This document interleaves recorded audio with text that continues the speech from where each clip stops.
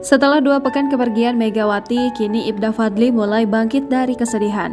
Seperti terlihat dalam unggahan terbaru di akun Instagram pribadinya @fadlyfahrezika. Belum lama ini, Ibda Fadly terlihat bahagia menjalani hidup bersama putri kecilnya.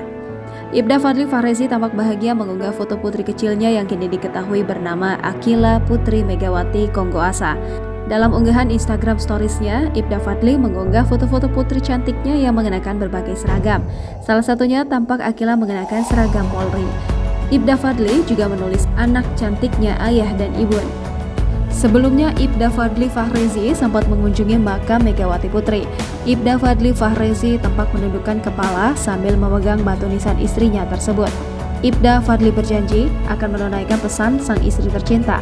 Hal itu diketahui dari unggahan Ibda Fadly di mana dirinya mengajak bayinya bareng jenazah istri. Tampak dalam foto tersebut, Ibda Fadly Fahrezi mengenakan kopiah hitam sambil menggendong bayinya. Di sebelahnya terdapat jenazah istrinya yang sudah dikafani. Ibda Fadly menuliskan pesan kepada sang anak bahwasannya momen tersebut menjadi satu-satunya sekaligus yang pertama dalam hidup foto keluarga kecil mereka, termasuk makna senyumannya saat berada di sisi jenazah sang istri sembari menggendong buah hati mereka yang masih bayi.